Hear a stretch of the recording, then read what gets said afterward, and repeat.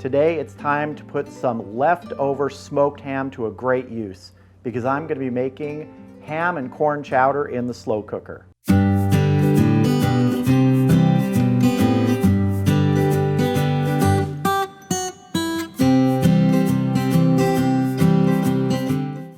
So as you can see, I'm starting with about 2 pounds of leftover ham. Now this came from a ham that I smoked probably 4 or 5 months ago that's been frozen since then. This was the leftovers, just thawed them out overnight, and we're ready to break this down, get it ready for our ham and corn chowder. So I'm just gonna get this ham on our cutting board here, and I'll put a link to the video where I made this ham, smoked it up. It was a pre-cooked ham that I smoked to prepare it for eating. That gives it extra great flavor. We're also gonna be removing any big pieces of fat, but what we're looking for is getting pieces down to about, that size, maybe 1/2 inch or so. We're just gonna work our way through this.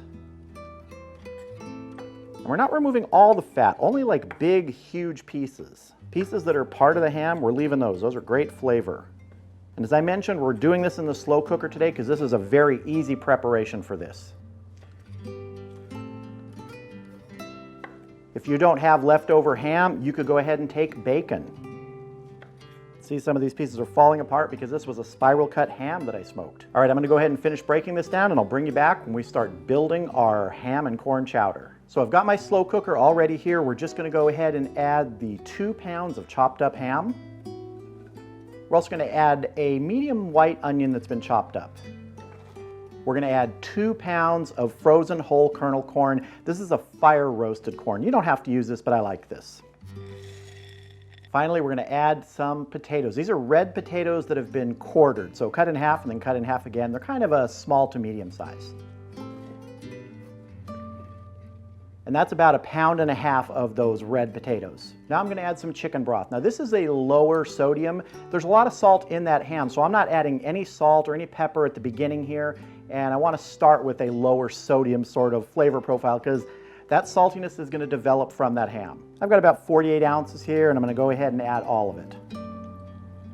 Just wanna work this down in here, make sure our potatoes get down in there.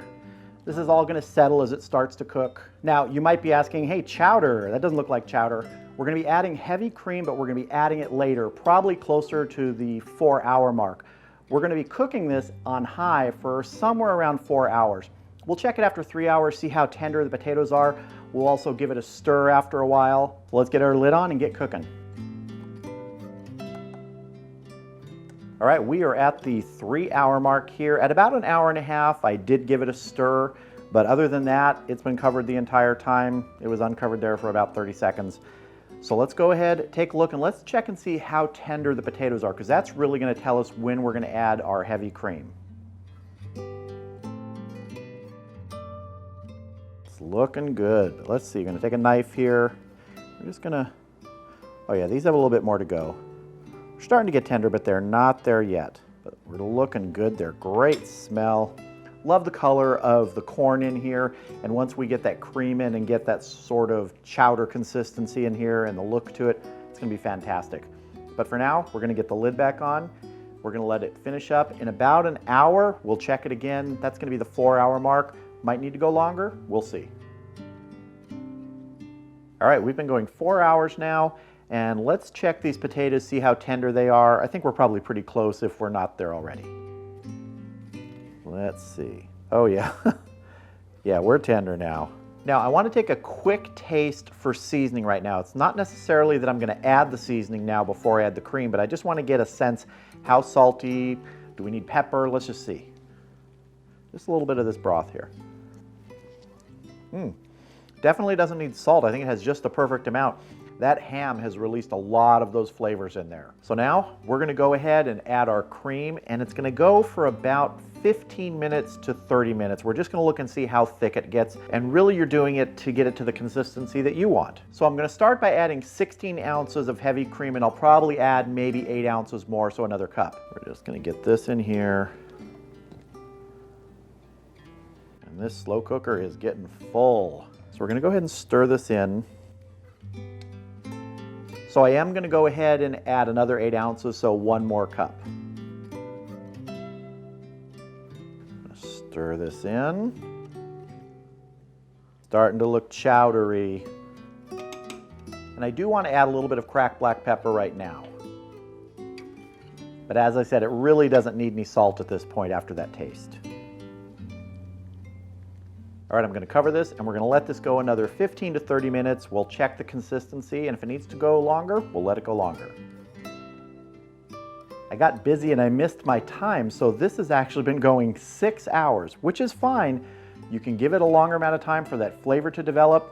If you want it to thicken up more, giving it more time allows that. But this is just about the consistency that I like. I don't like super chunky, thick chowder. I like it to be a little bit more brothy. Now, if you want yours thicker, there's lots of things you can do. You can actually take some of the potatoes, mash them up, mix them back in. That'll help thicken it up.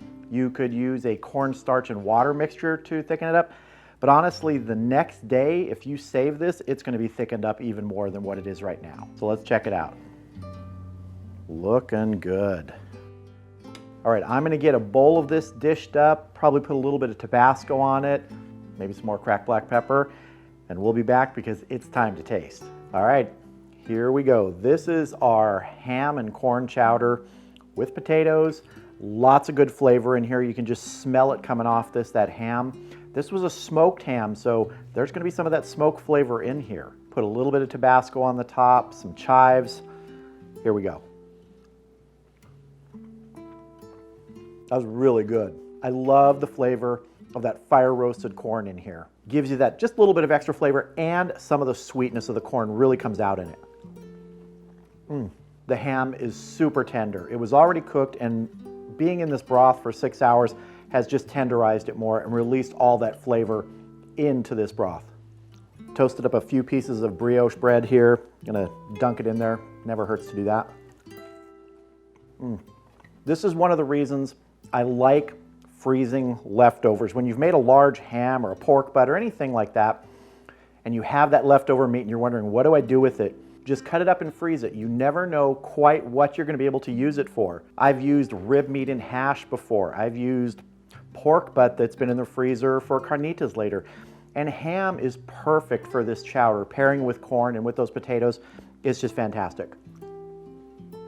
So if you have 5 or 6 hours and a slow cooker, some leftover ham, and you like chowder, don't hesitate to try this. It's about as simple a recipe as there can be.